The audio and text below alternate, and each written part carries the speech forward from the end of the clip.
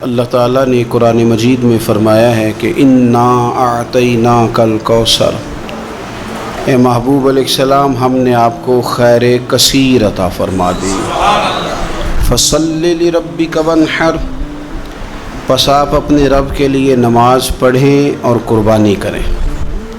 ان شانئک ھو الابتر، بے شک آپ کا دشمن ہی بے نام و نشان ہے۔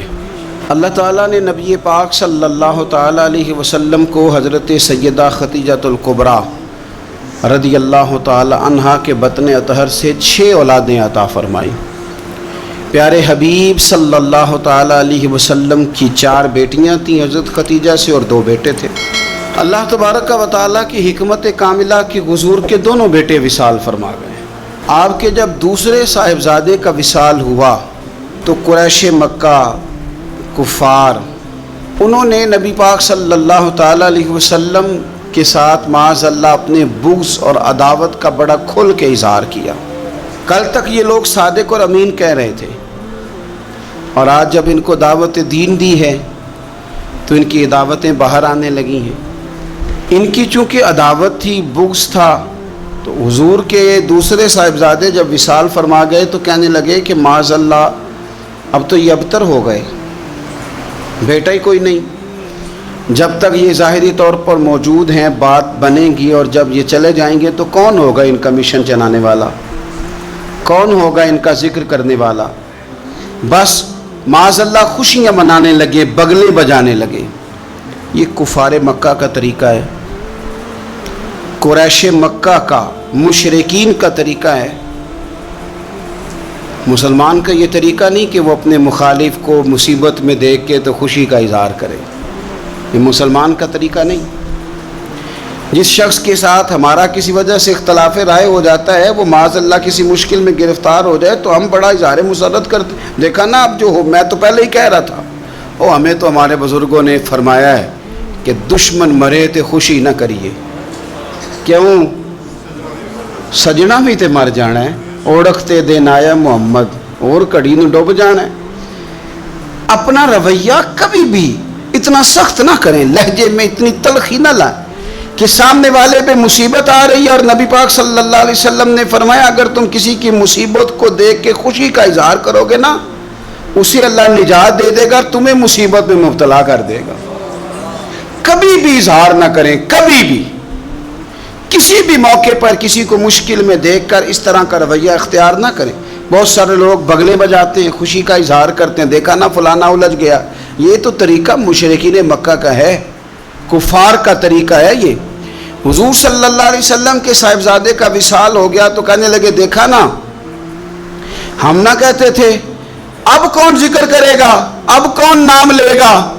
جب انہوں نے یہ لفظ کہے تو میرے اللہ نے قرآن مجید نازل فرمایا، اتنی حسین انداز میں، اتنی سونی صورت، فرمایا انا اعطیناک الکوثر، محبوب ہم نے آپ کو خیر کثیر عطا فرما دی ہے۔ یہ کوثر سے کیا مراد ہے؟ ایک تو کوثر سے مراد ہے وہ جام کوثر، وہ جنت کی نہر جس کی تیاری کستوری سے کی گئی، سونے جواہرات سے جس کو سجایا سنوارا گیا، جس کے پاس پیالے اس طرح پڑے ہوں گے، اتنے پیالے ہوں گے جس طرح آسمان پہ تارے چمکتے ہیں، اور پیاسی امت جائے گی تو حضور جام بھر بھر کے انہیں پلائیں گے۔ ایک تو کوثر سے مراد وہ حوض کوثر، جام کوثر، اور ایک کوثر سے مراد دین اسلام۔ مفسرین فرماتے ہیں کوثر سے مراد قرآن پاک، کوثر سے مراد اس امت کو دیے گئے وہ احکام کہ جو کرنے میں آسان ہے اور اجر ان کا زیادہ ہے۔ کوثر سے مراد نبی پاک کے معجزات، اسی کوثر سے مراد رب فرماتے حبیب انا اعطیناک الکوثر، جس طرح کی اولاد آپ کو دی ہے کسی کو نہیں دی۔ آپ کی بیٹیاں، آپ کے نواسے، آپ کے شہزادے، انا اعطیناک الکوثر۔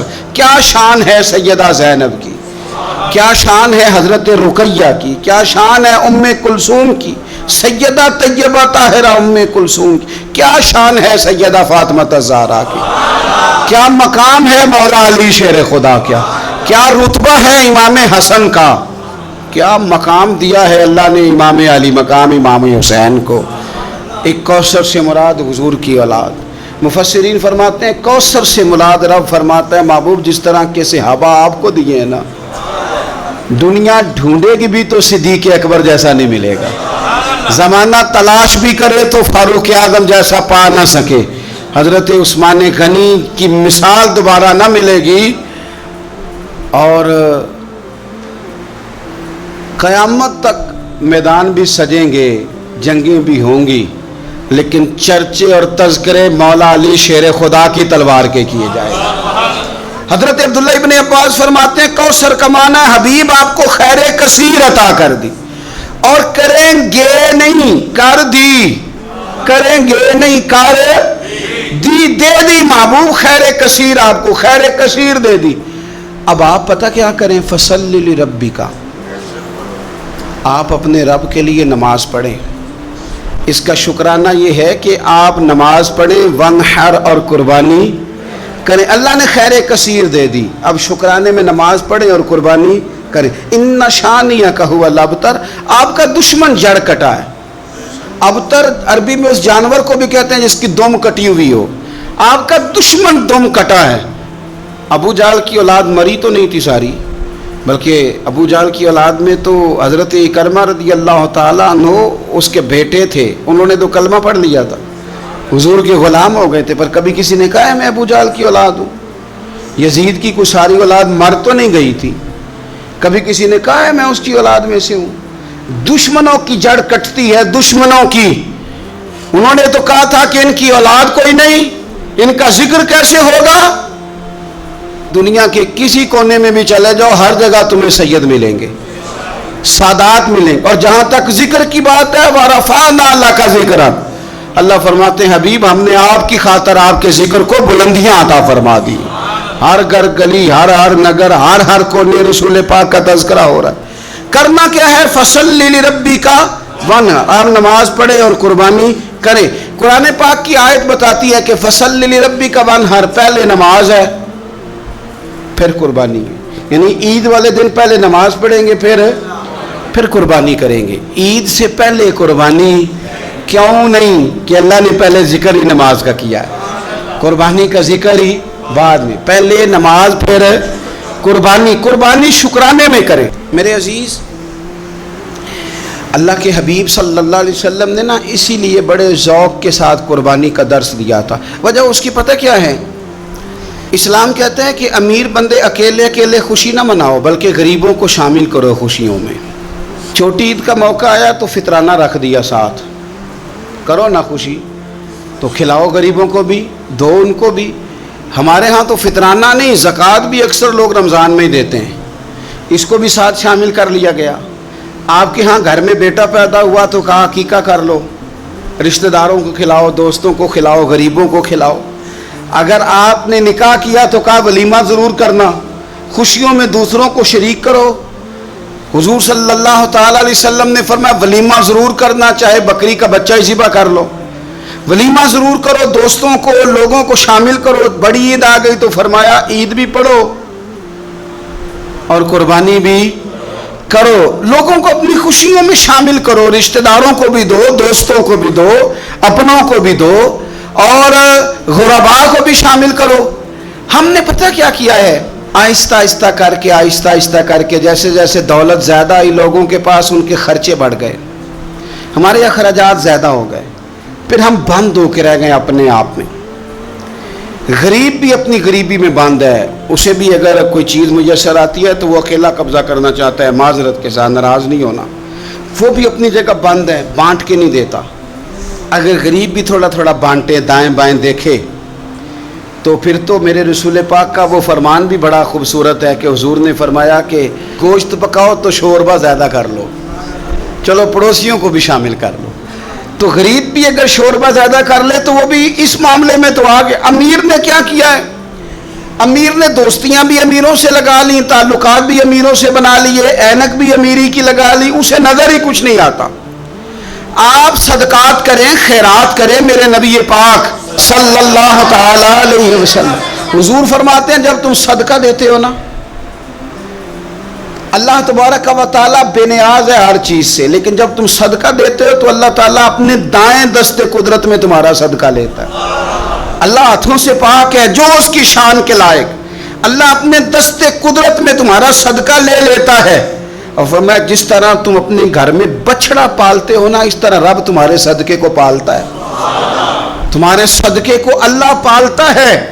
شارحین حدیث کہتے ہیں یہ پلا ہوا صدقہ ملے گا تمہیں قیامت والے دن، اور یہ صدقہ دینے سے آپ طاقتور ہو جائیں گے، غریب کی مدد کرنے سے طاقتور ہو جائیں گے، آپ مضبوط ہو جائیں گے، آپ جرری ہو جائیں گے، دلیر ہو جائیں گے۔ آپ چھپا کے صدقہ کر کے تو دیکھیں، روح طاقتور ہوگی، دل طاقتور ہوگا، سینہ طاقتور ہوگا، آپ کے مزاج میں روشنی آئے گی۔ کسی غریب بہن بھائی کو دے کے تو دیکھیں تو صحیح، جب اس کے آنسو بہتے ہیں تو یوں لگتا ہے کہ ان ایک ایک آنسوؤں کے قطرے میں 1 کروڑ دعا شامل ہے۔ یہ کام کریں تو صحیح، پر ہمیں بھولتا جا رہا۔ گاؤں سے آ کر پڑھنے والے بھول ہی گئے کس کی ماں نے کتنا زیور بیچا تھا، بھولتا جا رہا ہے۔ میرے نبی پاک صلی اللہ تعالی علیہ وعلا آلہ وصحبہ وبارک وسلم، حضور نبی پاک صلی اللہ تعالی علیہ وسلم فرماتے ہیں زمین اللہ نے پیدا کی تو زمین ہلنے لگی، اللہ تعالیٰ نے میخیں بنا کے، قلعے بنا کے پہاڑ زمین کے اندر لگائے، پیوست کی۔ فرشتوں کو بڑا تعجب ہوا کہ شاید سب سے طاقتور مخلوق ہی پہاڑ ہے۔ اللہ نے لوہا پیدا کر دیا، پہاڑوں کو گویا کاٹ کے رکھ دیا۔ فرشتے سمجھنے لگے سب سے زیادہ طاقتور ہی لوہا ہے۔ اللہ نے آگ پیدا کر دی، لوہا بھی پگھلا دیا۔ فرشتے سمجھنے لگے شاید سب سے زیادہ طاقتور آگ ہے، رب نے پانی پیدا کر دیا، آگ بھی بجھا کے رکھ دی۔ فرشتے سمجھنے لگے سب سے طاقتور شاید یہ پانی ہے، رب کریم نے ہوا دکھائی، ہوا نے پانی کا رخ بدل دیا۔ فرشتے بار بار تعجب کر رہے تھے تو رب کریم نے فرمایا کتنا کچھ سوچو گے، میں تمہیں بتا ہی نہ دوں سب سے زیادہ طاقتور کون ہے؟ یا اللہ بتایا جائے تو فرشتوں کو میرے رب کریم نے فرمایا ان ساری چیزوں سے زیادہ طاقتور تو میرا وہ بندہ ہے جو سیدھے ہاتھ سے صدقہ دیتا ہے اور دوسرے کو پتہ بھی نہیں چلنے دیتا۔ وہ بڑا طاقتور ہے، وہ بڑا مضبوط آدمی ہے۔ وہ عید کی نماز پڑھنے جب نکلو نا، پلٹ کے ذرا لوگوں کے کپڑے ایک دفعہ دیکھ ہی لینا۔ جب عید والے دن صبح آپ نکلا کریں تو ذرا دیکھ ہی لیا کریں کس کس کا رنگ کیا ہے، آپ تھوڑا غور ہی کر لیا کریں۔ لیکن ہم نا اپنی ذاتوں میں اتنے مست اور محو ہو جاتے ہیں، خدا مجھے ایسی خدائی نہ دے کہ اپنے سوا کچھ دکھائی نہ دے۔ تھوڑا سا نیچے اتریں، تھوڑا سا لوگوں کا خیال کریں، تھوڑا سا آپ دیکھیں اسی وطن کے اندر کچھ لوگ ایسے ہیں جن کی غریبی انہیں پریشان کرتی ہے اور ان کی خودداری انہیں آمادہ کرتی ہے، وہ کشکول طلب بھی نہیں پھیلاتے۔ آپ خود سے تلاش کریں، آپ خود سے ڈھونڈیں، آپ مدد کا ذہن بنائیں، آپ دینے کا ارادہ کریں۔ دیکھیں میرا رب بڑا ہی کریم ہے۔ اور میرے نبی پاک علیہ الصلوۃ والسلام نے فرمایا یہ جو سخاوت ہے نا،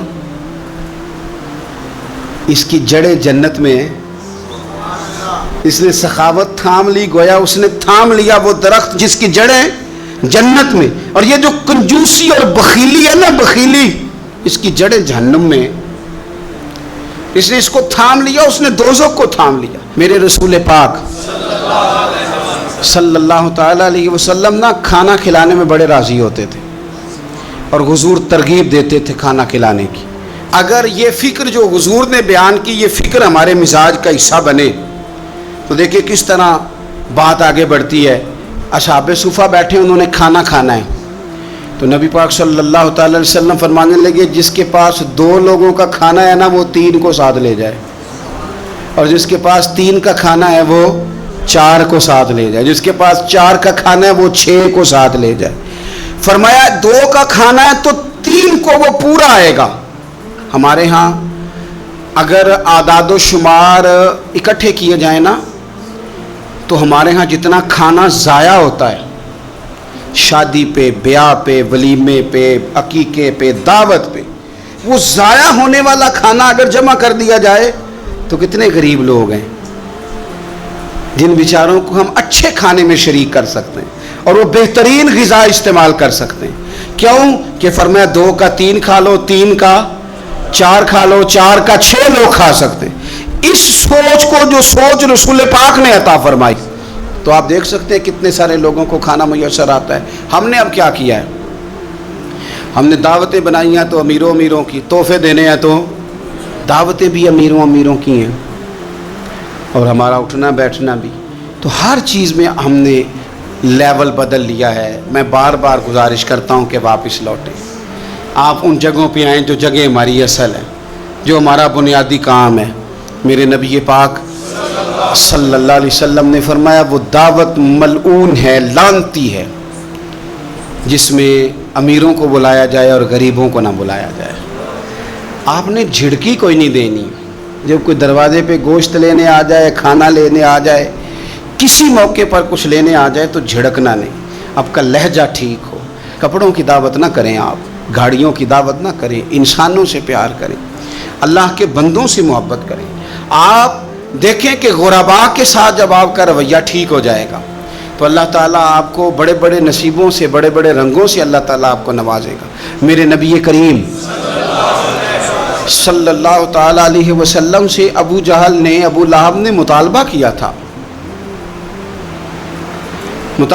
था कि हम आपके साथ बैठना चाहते हैं, पर जब भी आते हैं यहाँ बिलाल हबशी बैठे होते हैं, सुहैब रूमी बैठे होते हैं, ये गरीब लोग बैठे होते हैं, तो हमारे स्टेटस के लोग बैठेंगे तो फिर हम आएंगे, वरना नहीं आएंगे।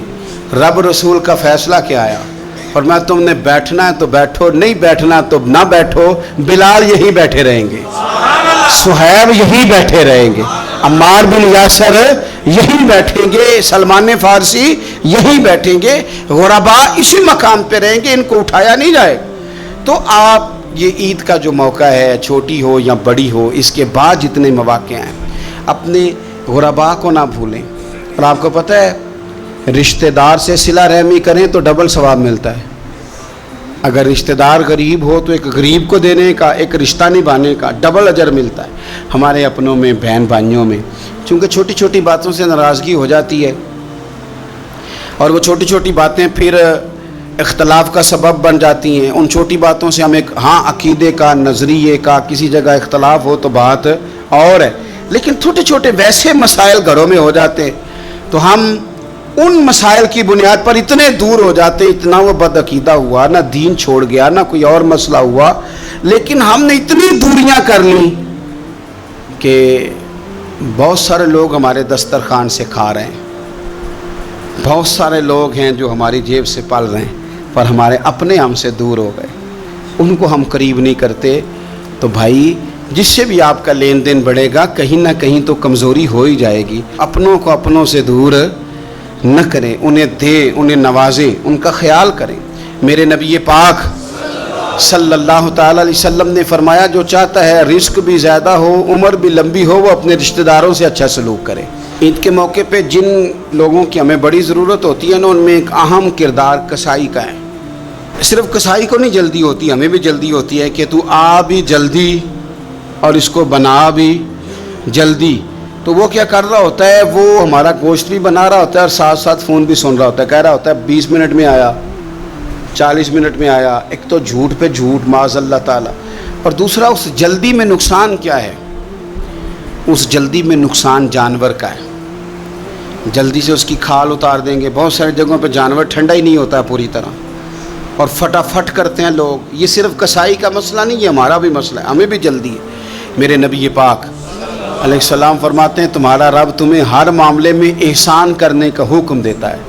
फरमाया, जानवर को अच्छे तरीके से ज़िबा करो, उसे आराम पहुंचाओ, उसको सलीके के साथ। एक शख्स ने बकरी के ऊपर अपना पैर रखा हुआ था और साथ ही छुरी तेज़ कर रहा है, तो नबी पाक सल्लल्लाहु अलैहि वसल्लम ने फरमाया, तुम इसे 2 मौतें देना चाहते हो, 2 दफ़ा मारना चाहते हो इस बकरी को, यानी तुम पहले छुरी को तेज़ नहीं कर सकते थे, अच्छे तरीके से उसको आप, और मेहरबानी फरमाएं, अनाड़ी लोग ये काम न करें, वो जानवरों को तकलीफ़ देते, जानवर अज़ियत में आ जाते हैं। बिलखुसूस मैंने चंद मकामात पे ऊँट को निहार करने वाले लोगों को देखा है, उन बड़ी ज़्यादती की, जानवर तकलीफ़ में आते हैं, बड़ी बड़ी देर तकलीफ़ में रहते हैं।